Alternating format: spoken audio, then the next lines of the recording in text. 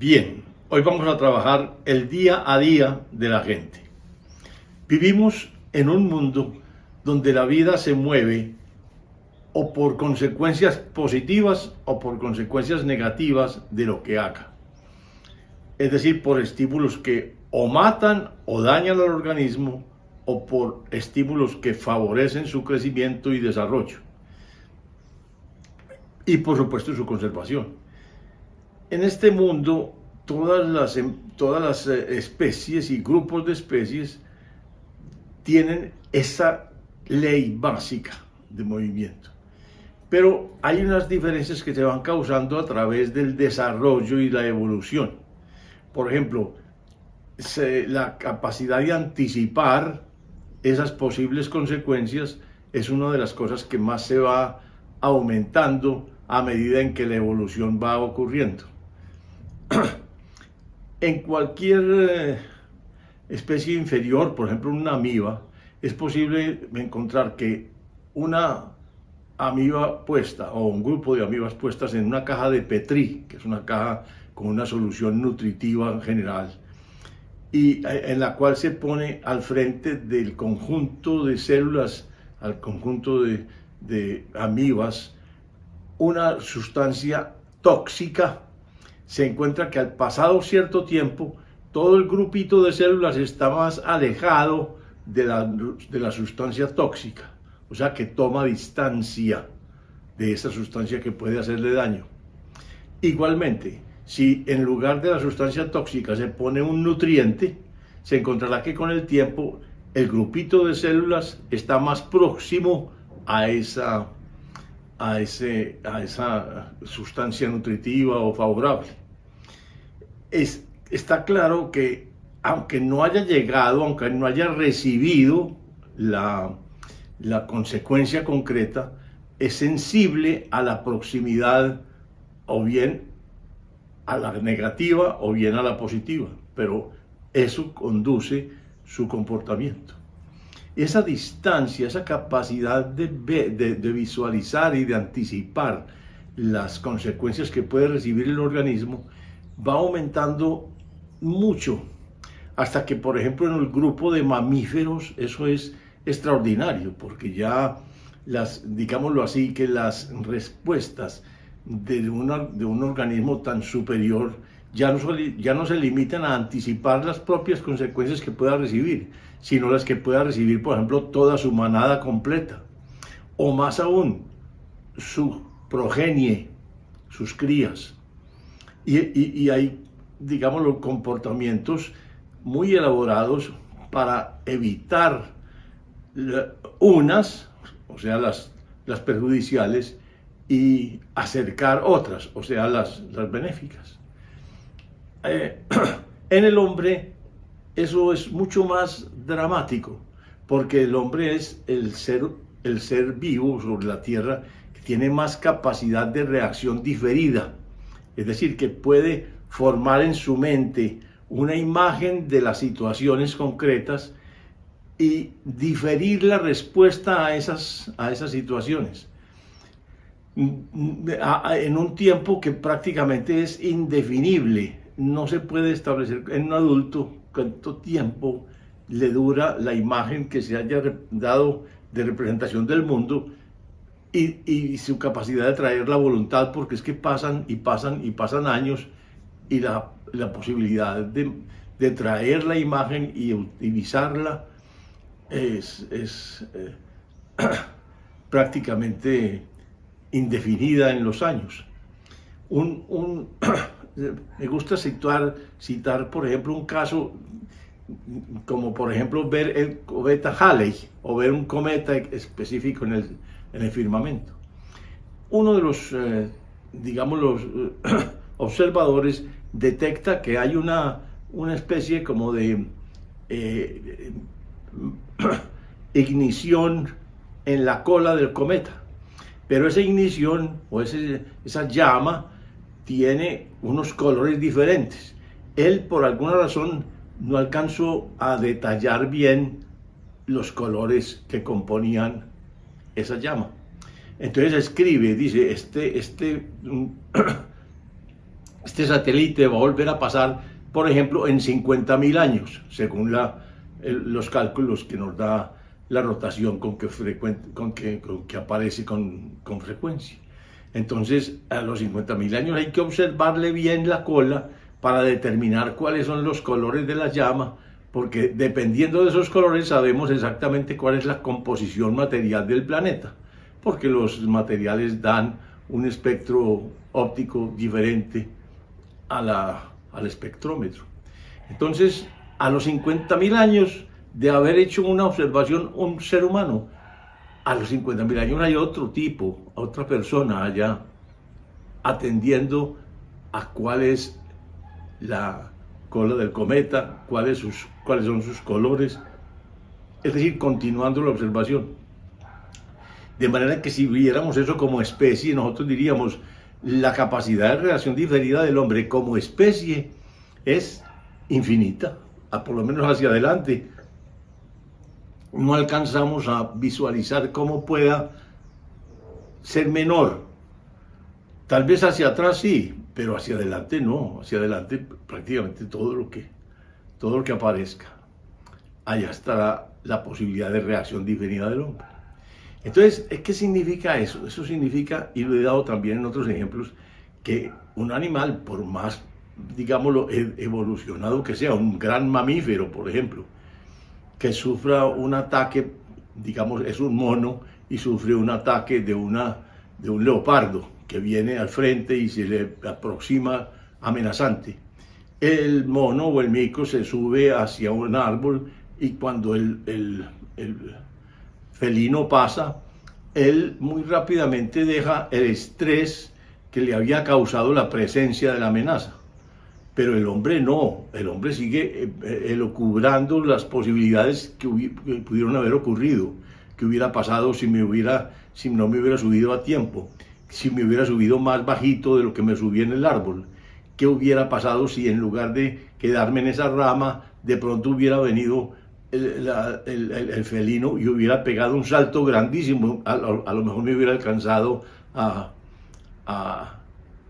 herir. En fin, él alcanza a quedarse mucho más tiempo elucubrando sobre las posibilidades. ¿Qué está significando todo esto? Que nosotros a la larga, y en la medida en que más evolucionamos en nuestro ser y frente a las especies, o sea, tanto al desarrollo, digámoslo, ontogenético como filogenético, nosotros tenemos una capacidad mayor de responder al significado de los eventos exteriores. Nosotros, por principio, en este planeta somos organismos adaptativos que tenemos para sobrevivir que adaptarnos a un ambiente que tiene de todo, tiene todas las amenazas posibles contra nuestra vida y todas las, digámoslo así, condiciones favorables para mantenernos y desarrollarnos.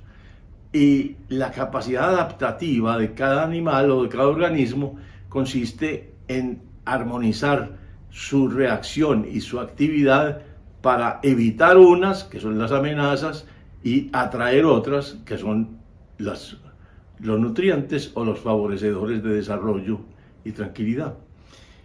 Con el paso de los siglos y de la evolución y la capacidad de anticipar más las distintas consecuencias, aparecen grandes periodos, por ejemplo en el ser humano, en donde no hay una evidente presencia inmediata de una amenaza o de una promesa, digámoslo, de algo satisfactorio y útil. Entonces esas amenazas o esas promesas se difieren también en el tiempo. Hay muchos periodos de sosiego donde no aparecen esas amenazas. Y ese tiempo básicamente en el ser humano se aprovecha, vamos a llamarlo en términos generales, para la entretención.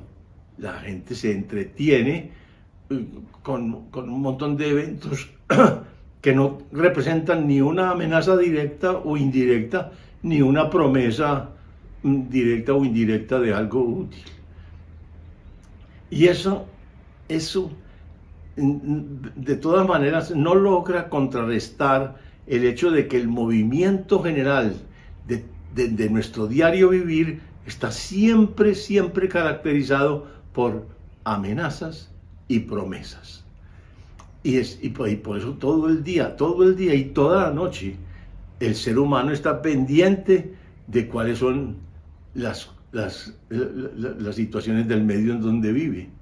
Y ahí hay un asunto importantísimo, porque mucha gente piensa que solamente esa forma de vivir le ocurre a él, que como que a otras personas pueden llegar a vivir en una vida más plena, más serena, más tranquila, más llana, sin tantos altibajos como lo que él cree estar viviendo. Y resulta que eso no es verdad. Para todos los seres humanos, por el solo diseño biológico, por el solo hecho de estar constituidos como estamos constituidos, eso es una obligación diaria. Estar censando en el medio ambiente qué es amenaza, qué es promesa, qué es oportunidad. Entonces, y nuestro pensar, nuestro discurrir mental está siempre en esa evaluación, evaluando todas las amenazas, cuáles son más inminentes, cuáles son más graves, cuáles son más secundarias, cuáles se pueden tolerar, cuáles se pueden aguantar, cuáles no son de ninguna manera admisibles, cuáles son mortales, cuáles son seriamente lesivas y cuáles son menos graves y más tolerables. Y de la misma manera evalúa las oportunidades, de manera que nuestra mente está siempre todo el día y toda la noche, para que lo digamos de una vez, en esa evaluación sistemática, evaluando. Entonces nuestra vida transcurre en esa gran tarea de la adaptación. Pero nosotros, en vista de la gran capacidad que tiene el hombre para anticipar tanto unas consecuencias como otras, y de su capacidad de prever y agenciarse y construir un ambiente cada vez más, digámoslo, propicio y más, digámoslo, menos cambiante, menos sujeto a las variaciones o climáticas o cíclicas o que vienen movidas por el movimiento de otras especies y movimientos de la vida, ha logrado entonces establecer una especie como de ambiente cada vez más estable. Esa estabilidad nos lleva a pensar que el hombre es distinto, que el hombre es diferente. Y no hay tal. O sea, mi experiencia me lleva a una cosa muy evidente. No hay ninguna diferencia en un paciente que llega a mi consulta, dependiendo de que sea, por ejemplo, un presidente, o que sea, por ejemplo, un operario de una empresa, o que sea una trabajadora del aseo de otra empresa o de una familia, o que sea un dueño de una empresa o el miembro más importante de una junta directiva de una gran corporación. No hay diferencia. O sea, cuando llegan a mi consulta son exactamente iguales en términos de que todos están pendientes todo el día de un montón de cositas que pueden pasar o que han ocurrido.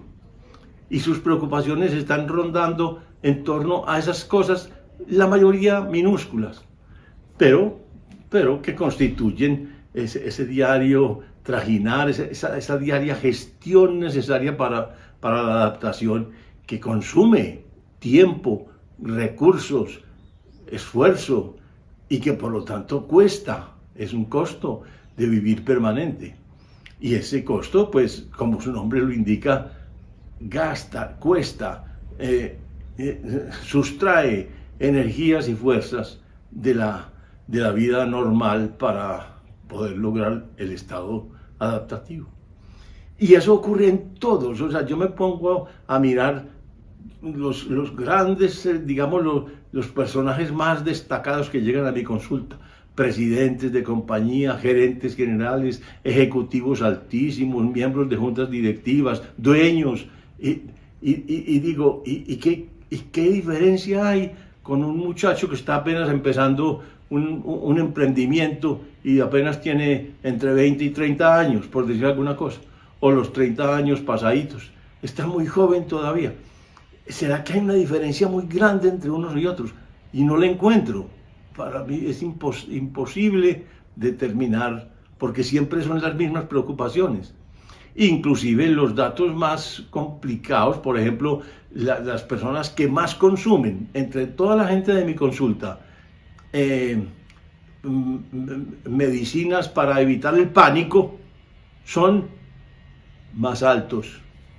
Son personajes mucho más cercanos al poder, mucho más, por ejemplo, miembros de juntas directivas, gerentes, presidentes de compañías y grupos empresariales. Esos consumen mucho más inclusive que los otros más, digámoslo, de una escala sociocultural y menor. Pero todos tienen las mismas dificultades para dormir, para descansar, las mismas preocupaciones mentales que no los dejan estar tranquilos, que los distraen de su quehacer diario, ordinario, que los hacen ser menos efectivos o más efectivos si son capaces de controlar más su medio y lograr niveles de adaptación más altos. Pero es un hecho, claro, para mí llega un directivo y yo, a través de todas esas, digámoslo, ese trabajo, ese desgaste diario de la gestión de amenazas y posibilidades de ocurrencia de cosas positivas o negativas, veo claramente cómo se va frenando en su capacidad de meterse a fondo en la gestión de su negocio. Y entonces muchas veces desde la presidencia uno ve cómo una empresa se puede paralizar, se puede ir enlentizando y cada vez se demora mucho más en tomar decisiones y uno siente toda la organización como frenada y uno sabe y casi que lo puede sensar y sentir. Eso se debe a la manera como vive su presidente. Está absolutamente correlacionado con eso. Y uno piensa, pero ¿no será que hay gentes que tienen un nivel muchísimo más alto y ya se escapan a eso? No, yo jamás he encontrado eso, nunca, ni por más que sea un personaje demasiado desarrollado. Por ejemplo, yo me acuerdo mucho y admiro mucho y admiré siempre, por ejemplo, a Rabindranath Tagore, porque no solamente era un gran poeta y fue premio Nobel de la literatura y fue un gran pintor, un gran humanista en todos los sentidos, un tipo demasiado reconocido en su país y en el mundo, de un nivel tan alto como decir, para hacer una interlocución de tú a tú con Einstein, por decir, de un nivel de ese tamaño.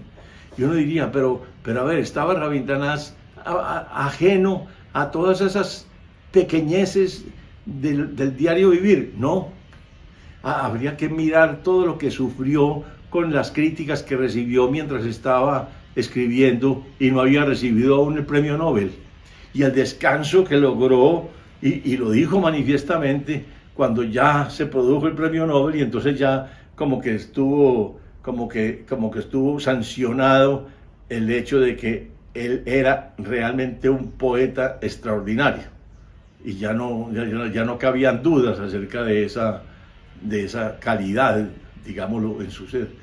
Pero él deja traslucir todo lo que sufrió con esas descalificaciones. Y entre los santos, por ejemplo, para mí siempre me ha llamado mucho la atención, entre los grandes santos y entre los grandes maestros del mundo, uno de los que más me ha llamado la atención fue Francisco de Asís en el catolicismo. Porque para mí era un espíritu tan maravilloso, tan extraordinario, tan superior, que me parecía casi que increíble verlo sufrir. y cómo sufrió por Dios cuando él intentaba dentro de la Iglesia Católica regular las órdenes que él mismo había creado y diseñado. Él diseñó varias órdenes digámoslo, de clérigos y clérigas para fomentar la función evangélica de la Iglesia Católica. Y él escribía los reglamentos de sus órdenes y los enviaba a Roma, pero resulta que la administración central en Roma le cambiaba las cosas, le cambiaba los reglamentos que él mismo, de unas órdenes que él mismo había diseñado. Era increíble para él y era increíble la manera como él sufría. Yo recuerdo muy bien la importancia que tuvo Clara de Asís, que era su gran amiga, para ayudarle a superar esa angustia y ese estrés tan permanente que vivía. Porque en algún momento Clara le dijo, pero no vale la pena que tú sufras con eso. La verdad aparece y la verdad no es susceptible de ocultar. A largo plazo, que es lo que le interesa al Evangelio y a la misión evangélica de la Iglesia, eso no interesa, eso se corrige solo, la verdad aparece, la verdad triunfa claramente. Entonces suelta eso, déjalo. Y gracias a esa insinuación de Clara, lo hizo. Él se liberó, digamos, de esa preocupación. Pero no tuvo un momento en que se pudiera considerar exento de las dificultades que pudiera traerle su vida aparente y cosas que son, al fin y al cabo, como decir, mínimas, porque el hecho de que alguien opine distinto de uno, pues en forma objetiva, eso puede ser realmente mínimo, tan mínimo como que puede no tener asociada ninguna consecuencia inmediata, ni adversa, ni positiva, ni nada, simplemente es casi que neutra con relación a los beneficios o perjuicios que uno pueda recibir, y sin embargo tiene una importancia gigantesca. ¿Por qué? Porque tiene significado que uno le ha encontrado y que uno le busca y que uno le atribuye a un determinado evento o estímulo concreto. Entonces, a mí me asombra en la vida ordinaria encontrar que muchos de mis pacientes piensan que lo que les está pasando es exclusivo. Yo digo, Dios mío, ¿cuál exclusivo? Si todos somos iguales. Por más que usted busque un gran tipo, un gran éxito mundial, el hombre más rico del mundo, Elon Musk en este momento, y está exento de todos los disturbios y todos los problemas que tiene actualmente con el presidente Trump. ¿Qué es eso? ¿O ustedes creen que es que eso no le trae angustias, preocupaciones, inseguridades, incapacidades de conciliar el sueño? Es decir, todos los mismos problemas que cualquier persona tiene en la vida ordinaria. No queda exonerado de eso. Él es absolutamente vulnerable como cualquier ser humano a eso.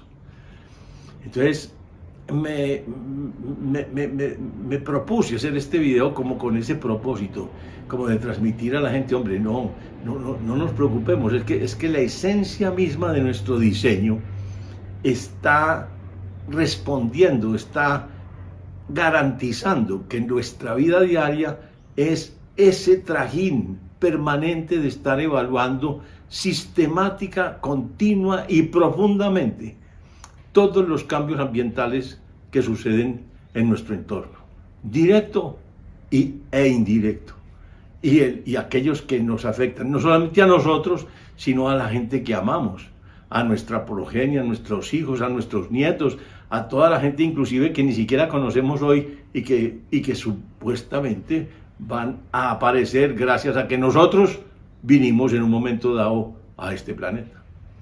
Pero cuando lo pienso también pienso en qué ayuda puede uno sugerir, porque también me parece muy importante y lo recomiendo que todos nosotros acostumbremos a inventariar diariamente cuáles son los principales, digámoslo, amenazas que aparecen en nuestro medio y que son responsables de que en medianoche de pronto estemos sufriendo y apareciendo con unos tensiones y con unas dificultades grandes porque no los hemos resuelto, Y es que el hacer conciencia de las distintas amenazas es una gran ayuda, porque nos permite decir, ve, a esto tengo que responder, a esto tengo que responder, esto no lo puedo dejar suelto ahí. Este compromiso, por ejemplo, que hice con una empresa, que no lo he vuelto a abordar, se me va a presentar una y otra vez mientras yo no llame a la empresa y lo resuelva y decida qué vamos a hacer hacia el futuro, cómo lo vamos a trabajar, si lo vamos a trabajar o no, en qué momento, en fin, quiénes son los implicados en ese trabajo. Hasta que yo no lo resuelva, hasta que no lo aborde, va a estar ahí trabajando. Entonces yo le recomiendo a la gente que haga una especie de listado diario de cosas que lo amenazan, inclusive de las cosas que lo favorecen, de todas las oportunidades que pueda tener para mejorar y para adquirir nuevos estados de estabilidad y de tranquilidad y de nutrimiento y de nutrición y de crecimiento general. ¿Para qué? Para que use su conciencia, su nivel de conciencia crítico que le permita abordar con sistematización, con cuidado permanente, todo aquello que inevitablemente constituye su diaria gestión de adaptación. Y eso es todo por hoy. Les deseo la mejor de las suertes.